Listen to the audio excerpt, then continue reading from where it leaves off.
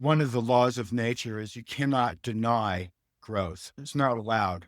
Yeah. And a lot of the dysfunction that we experience around us is because human beings have been denied their proper soul growth and they haven't been given the tools to unlock their potentiality.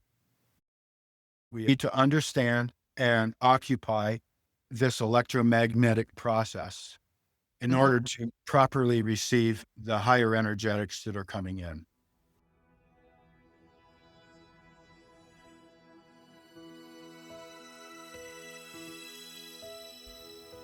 What if it was part of your deep knowing that every thought you have, every emotion you feel, and every connection you make is shaped by electromagnetic forces?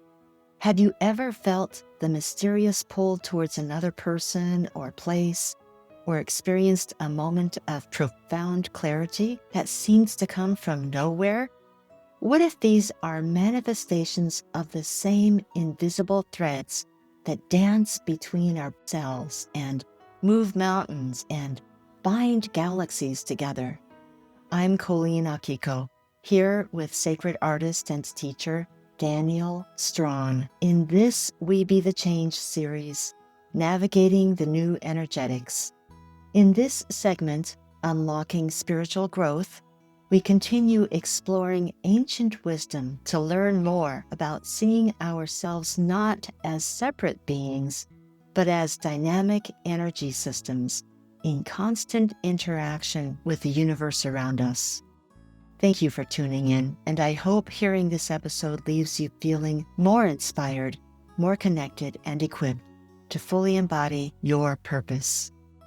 We'll be posting bonus content for subscribers at songrise.live, where you can also request your special e-guide gift out of your head into your light.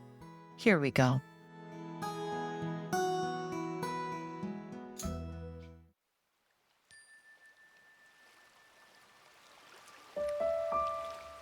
We need to understand and occupy this electromagnetic process in Mhm. order to properly receive the higher energetics that are coming in.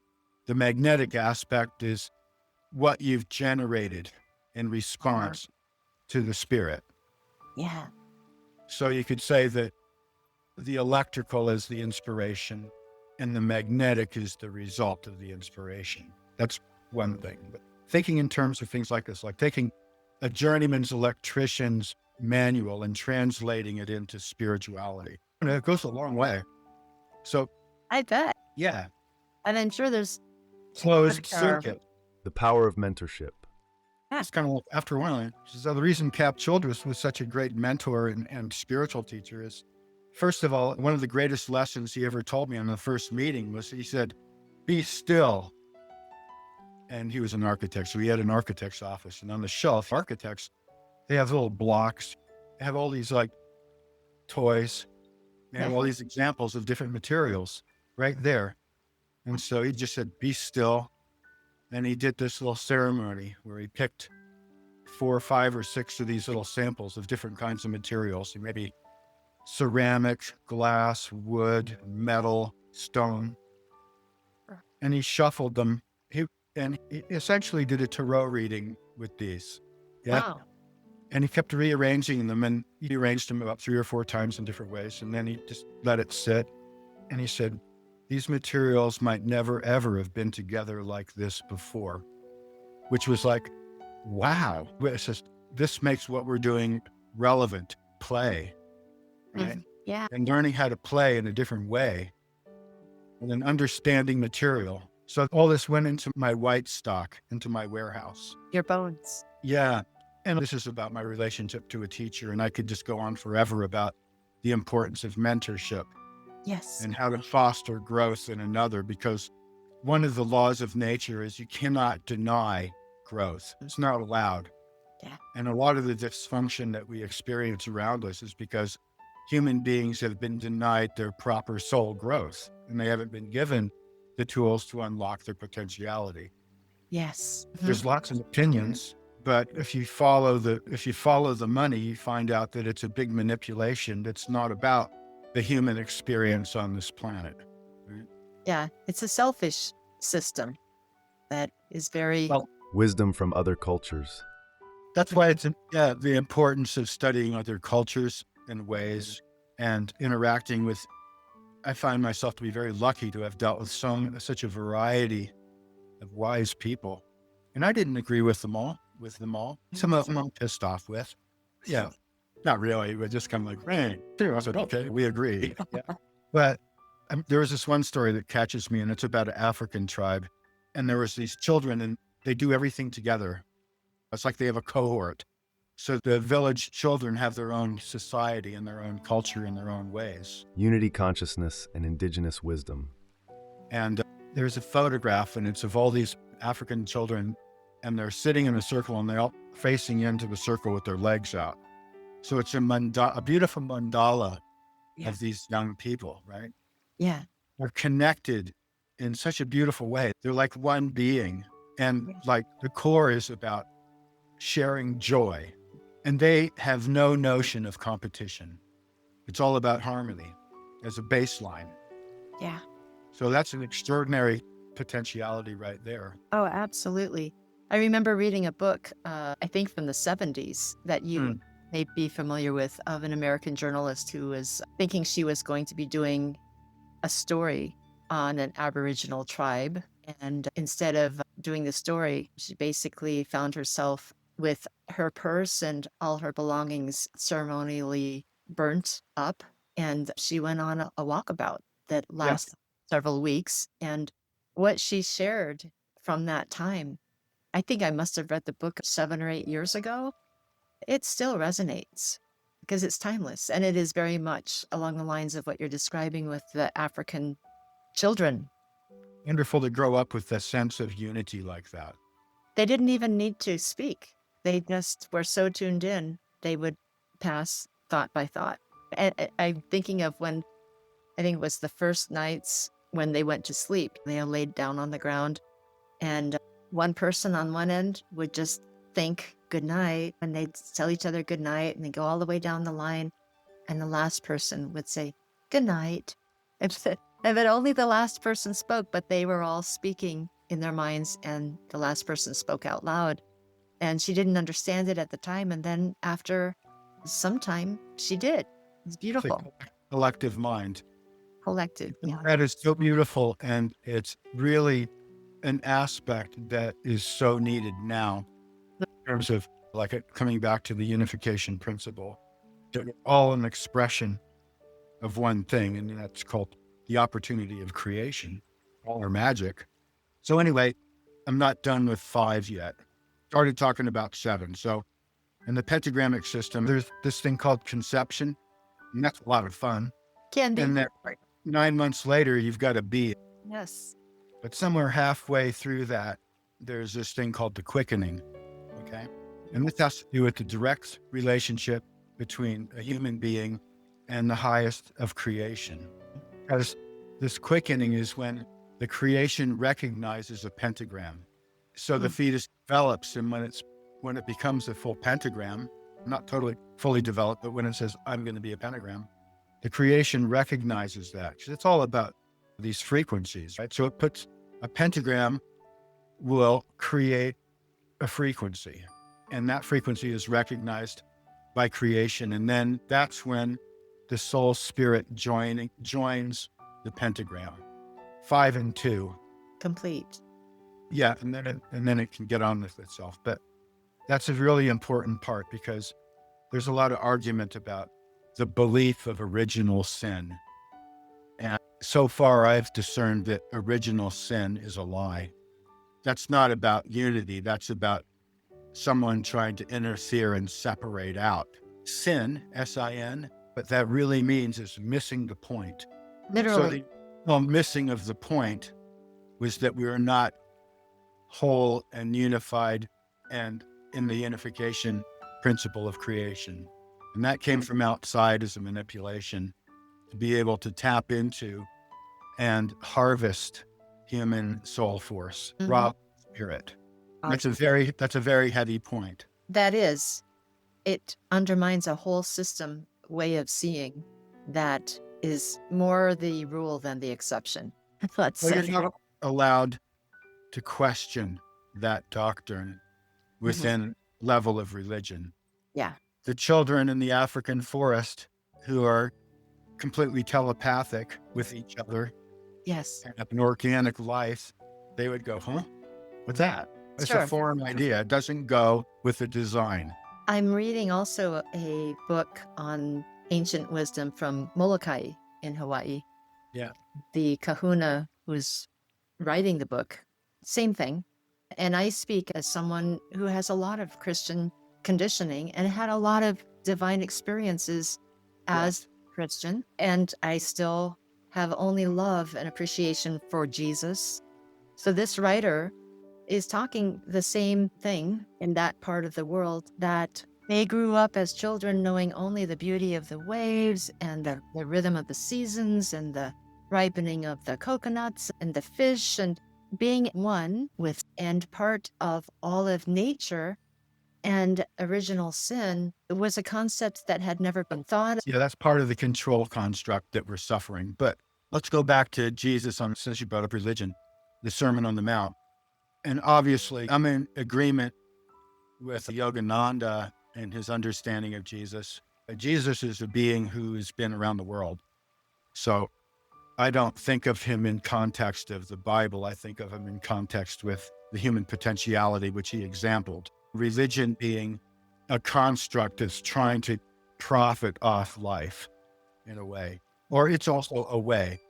Religion, my liege. What is that? Oh, my liege, my liege, liege. I am your servant. Oh, okay. Well, I play with language a lot in numbers Good. and color. These are the tools of detection. Color is the first cloak of force, right? So it goes white, force, color, numbers, symbols, right? Yes. Commonalities. And that's why it's really good to be a historian, collect all the marbles. And what that does is it strengthens your connectivity to what is real Yes. and not a dogma, not a closed circuit. Because the first principle of creation is grow or wither. Yeah. And they've tried to confine some areas because they might be ways to have the power and control. But the real power and control is the occupation of this design. So Jesus was giving the lessons of the pentagram, the 5 loaves, to the people. Keeping them. He was feeding the people Yeah. and giving them stories that they could take on, right? And they resonated with it because it was true and because they were living. He was talking about what they were as human beings. So he was, oddly enough, Arthur Pendragon from England. They came a lot. They came there a lot Oh. because he was running a pentagramic school, Oh. a development academy. So there's all these evidences of people that were on this track of understanding and using natural law and what they were seeing, right? Yes. So Arthur Pendragon had the round table, and he had 12 knights. Now I Jesus get it. Christ, the great teacher, Yeah. had the apostles. So Jesus fed the masses. He Mhm. gave them the pentagram. The apostles, who had already gotten the pentagram lessons, Yeah. they were the advanced students. And they're the ones that got the protein. They had to deal with the protein of the situation. Right? I said protein. Yes. Yeah, potency. Yeah. So here, we're going to give you a digestive tract and some understanding. And when you get your pentagram in balance, right, energetically, you might be able to sustain and hold the energetics that sit on it. So this is directly related to the activation of the pineal gland. So there's a lot of people that are messing around with DMT and all this stuff to get it to activate the head. Yeah. But it's supposed to be a natural process. And I'm not dissing the medicine people of the Amazon. That's their culture and their way. Yeah. But in the organic, in the creation program, and all these substances and everything are out there, and they are part of the creation. But I've seen more than one people. Yeah. And that's one of the things we need to discern is there's a lot of very inspiring people, and they've got a really excellent show. They present very professionally, and they have expensive suits, but that doesn't make them right. And a lot of people like getting, what's the name of that thing, right? So anyway, let's talk about two. So let's talk about silver and gold. I- So Jesus also was highly developed. He probably learned, as far as I know, he learned in everywhere from England to Tibet and India. There's a You know, scripture that is just I love Bible study. a little bit of a side note in there, and says, Jesus did so many miraculous things that I suppose that all the books in the whole world would not be able to even contain all that Jesus did. Of course And not, because this is part of the study of the Great Resistance.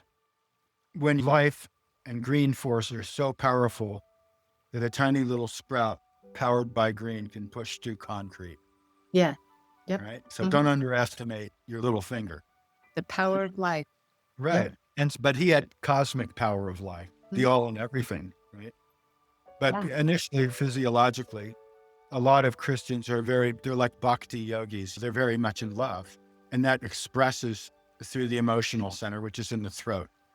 Okay. And this is a different system than the chakras, different color coding, Okay. different, but it's not right or wrong, but it's like both things, these things are all going on.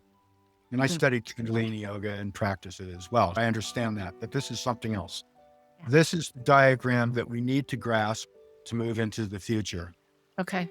We need to understand and occupy this electromagnetic process in Mhm. order to properly receive the higher energetics that are coming in. Okay. Because you don't need to put high force into someone who can't handle it. It's counterproductive. They'll go nuts, and I've seen it many times. You start dealing in high force, best to start and keep going back to the pentagram studies, because eventually you'll have the right content, right? You say, wow, I like that. When you start building and developing, this is the development way. That reminds me of a tree, a fruit tree. It has a certain circumference in the trunk and it supports the tree, and that's beautiful. But if all the fruit comes under that circumference, the branches will break. Yeah. The tree goes through its seasons of taking in nutrients and widening, and sometimes pretty fast. We've been noticing ours. And pretty soon that tree is thick, and the fruit comes on a good year, and the branches hold strong, Right. and the fruit ripens. And they also produce seeds for more trees. Yes, absolutely. Lots. So if you have let's just call it a balanced pentagram. It's like you're eating good food, right? You're selecting, you're in balance in your emotion, and you have clarity, your mentality, your mind, your head is working well. And what this does is it provides a cool platform or ecology for something else to be switched on, right? Now, the emotional body is very important in this, because when you have a buildup of experience and you get wonky, and then people have emotional outbursts, right? And they're crying and sobbing. And have you ever noticed that when all that's going on, they're not thinking? I don't think we're wired to be able to do that. Because emotion is wet. This chamber here is the womb of enlightenment, right? It's a container, right? The mind. Yes, brain, mind, mentality, all of these things have to be differentiated and understood in the process. But essentially what's going on is, if you're overflowing in your emotion, it was put in there, it's like a valve on a teapot, right? It's boiling, it goes, it lets off the pressure. But in a human, it needs to let off the pressure, and that's a protection mechanism for the higher functions. Because this is an electrical process up here, right? Yes. So You have the creation's most remarkable computer, right? Do this scalp in there, yeah. right? And it's an electrical machine. So people that get emotional tend to not to think very clearly because they're short-circuiting their head. So that's a very important chamber of reaction. And in the center of that, there's what's called the pineal gland. And organically, when you have a balanced pentagram, and you have essentially discovered that you can generate your own well-being, Mhm. you can put it in a can and sell it for $1. So the activation of the pineal gland is, in the Bible, they say, his cup spilleth over. Yeah? Cup runneth over. Yes. Whole process going in. He's talking, this is the cup. This is the chalice. Here's the cup. here's the stem, and here's the base. This is the holy, this is the chalice. Yeah. And so when that chalice gets activated, people, so that Jesus was in continuum of, it's called the silver chalice development, which is Christ's consciousness. That's the result. Because in this chamber of reaction, and silver is very potent and it enliven anything. Like here in town, we have a park, and on Wednesday nights, they have bands that come in and play. And it's really funny. I go down there and there's a lot of bluegrass. Right now, there's the bluegrass festival going on across town. But when a bluegrass band plays, that's the frequency of silver. It's fast, precise, and clean. And the kids start spinning like tops. They can't be, that's silver force. Okay. That's high, right? Low silver is when you see, you could say that this is the low translation of Christianity, which is hot. It's hot. It's not cool. High silver is cool. And it'll, when in a silver project process, and I've done it, and I've seen other people do it, where basically you light up a room in in your generation. And then things are coming together and weaving and going, and that's what happens. It's the activation of the theater of the higher self, the activation of the theater of the higher self. So it's also part of the duality in terms of how a healer should work. High healers will work with silver and gold force. On a man, my right hand is the transmitter, that's silver. On a man, my left hand is gold. Calms, puts things to sleep, heavy. I used to do public lectures on ancient Egypt, and everyone would go, because ancient Egypt is connected to such huge banks of gold force. And you connect into that and it changes the atmosphere. And I've seen in process of silver force, silver rain falling in the room, electrical rain, silver rain, and it's a purifying force. Yeah. And I've seen gold atmospheres where someone's generating and getting on the tuning fork of the gold frequency, and everything gets fuzzy and you can't even see across the room, and it's very dense and heavy. Your legs feel like they weigh a zillion pounds. Yeah. You struggle to stay awake with this. Yeah. There's actually also another frequency known as platinum, so we won't go there. But so silver and gold are very integral. Being that the higher aspect, right, needs to have the support of the pentagram to activate.